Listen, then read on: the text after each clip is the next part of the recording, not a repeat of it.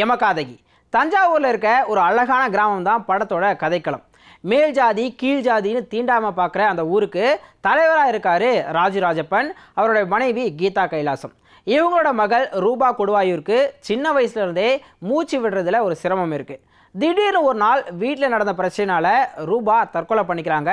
இந்த தற்கொலை விஷயம் வெளியே தெரிஞ்சால் குடும்ப கௌரவம் போயிடும் அப்படின்னு ரூபா மூச்சு திணறலால் இறந்துட்டாங்க அப்படின்னு சொல்லிடுறாங்க. ஆனால் அவங்களுடைய இறுதிச் சடங்கு நடக்கிறப்போ ரூபாவோட உடலை அந்த இடத்துலேருந்து வெளியே எடுத்துகிட்டு வர முடியல. இதனால் எல்லாரும் பயந்து போயிடுறாங்க. ரூபாவோட உடலை ஏன் வெளியே கொண்டு பார்க்க முடியல, எது தடுக்குது, ரூபா உண்மையில் சூசைட் தான் பண்ணிக்கிட்டாங்களா அப்படிங்கிறதுக்கான பதில் தான் இந்த யமகாதகி.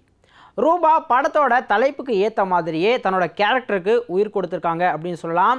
காதல், அழுகை, கோபம், குறும்புத்தனம்னு பல இடத்துல அருமையான நடிப்பை வெளிப்படுத்தியிருக்காங்க. படம் தொடங்கி சில நிமிஷங்கள்லேயே அவங்க இறந்துட்டாலும் பணமாக இருக்கும்போது கூட நல்லாவே பயமுறுத்தியிருக்காங்க. படத்தோட ஹீரோ நரேந்திர பிரசாத் ஃபர்ஸ்ட் ஹாஃபில் ஒரு சில சீன்ஸில் தான் வராரு. ஆனால் ரெண்டாம் பாதியில் அழுத்தமான நடிப்பு கொடுத்துருக்காரு.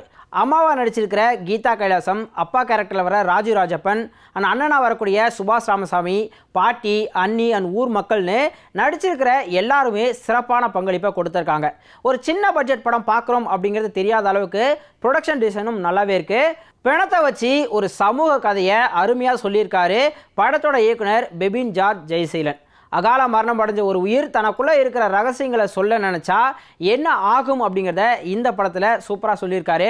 பொறாமை குணம், சாதியை ஏற்றத்தாழ்வு, புரளி பேசுறது, குடும்ப கௌரவம்னு கிராமத்தில் நடக்கிற அத்தனை விஷயங்களையும் படத்தில் சூப்பராக பேசியிருக்காங்க. இந்த படத்துக்கு சுஜித் சாரங்கோட ஒளிப்பதிவு மிகப்பெரிய பலமாக அமைஞ்சிருக்கு. ஜெசின் ஜார்ஜோட மியூசிக்கில் வர அந்த கிளைமேக்ஸ் சாங் பார்க்குறவங்கள கண்ணீர் விட வைக்குது. ஒட்டுமொத்தமாக பார்த்தோன்னா இவ்வளோ சின்ன பட்ஜெட்டில் அருமையான ஒரு படத்தை கொடுத்துருக்காங்க. நிச்சயமாக பாராட்டப்பட வேண்டிய ஒரு படம்.